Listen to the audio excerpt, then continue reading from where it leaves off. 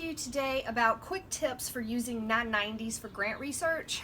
A lot of people don't realize the value that you can find in a 990, and those documents are available and free online. You can find them at Foundation Center, GuideStar, probably Grant Space. There's a lot of organizations out there. If you just Google search 990s for nonprofits, then you're going to get some places where you can download those documents for free. They should be available to anybody, anywhere. So a 990 is the tax form that nonprofits file. And if you're doing research, you're going to be wanting to look for 990 PFs, which is a 990 for a private foundation. If you're wanting to look up information on a nonprofit organization, it should not have the PF after it.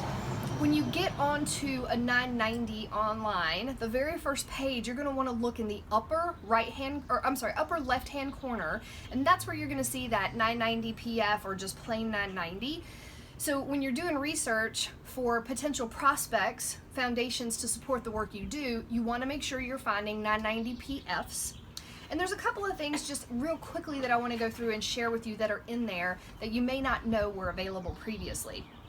If you cannot find a phone number for the foundation, maybe they don't have a website, maybe you're using Foundation Directory Online or another online search database, and you don't see a 990 or a phone number listed, if you look up their 990, typically on the very first page in the upper right-hand corner is a phone number. If, worst case scenario, you do those and you still can't find a phone number, there's always a number for the person that prepared, or a name for the person that prepared the document. So the accountant that prepared this tax return. And you can always look that number up and call them and see what the best way potentially is to get in touch with the organization as a last resort. A couple of other things that are in there. On page 10 of most 990s, if you look at section 15, which is going to be an X and a V, if you're not familiar with Roman numerals, you're going to look at question 2. Question 2 is going to give you some insight into, do they accept unsolicited proposals? Is there a grant process? Do they have a grant application in there with the questions they're going to ask? Do they have listed the contact person that you're going to need to talk to at the foundation, potentially a phone number at the foundation, or a website where you can go and directly look at the application? So sometimes you're going to see we do not accept unsolicited proposals, or we only fund pre-selected charitable organizations. That does not mean that you would not have a chance of being funded. It's just a great place to look for that information initially. So again, page 10, section 15, question 2 of most 990s. You're also going to be able to scroll down through the 990s and see the people that are on their board of directors. So contact names for people in the community that are serving on their board. You're also going to be able to see staff member names. So maybe you know one of those people in the community, or you're connected on LinkedIn, or you serve on another board together somewhere. And then at the very bottom of most 990s, it's not always the last page, but towards the bottom, typically after they've listed any investments or stocks they've purchased or sold, you're going to see information on the foundation grants, who they gave money to last year, how much they gave to each organization.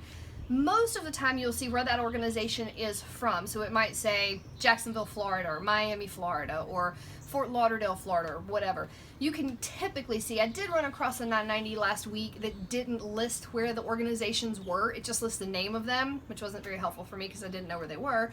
And then it'll tell you how much they gave to each organization.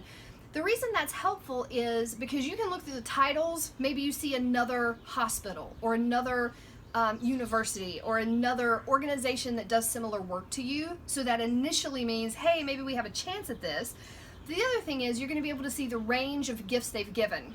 So if they gave out 100 gifts and you saw a whole bunch of $20,000 gifts, one or two outliers at maybe 100,000 and one or two outliers at 1,000 or 2,000, then you can kind of see that your average gift there is going to be around 20,000, which gives you a conversation starter when you go to talk to a program officer about how much you should ask for your first grant, or based on the size of your project, how much might be a good amount to ask.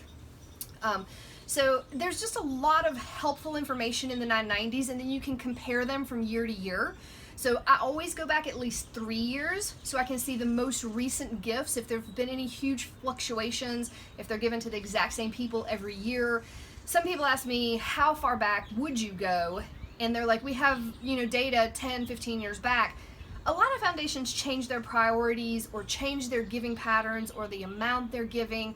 So when you start going back that far, it might be good for historical reasons, but if they've made any changes within the foundation in that 10 or 15 year period, those gifts may not be relevant to your current research. So I usually say 3 to 5 years back. I mean, if you find something outstanding that's really helpful to you further than that, maybe a pattern of you've given this organization every year for 10 years and we do the same thing, maybe.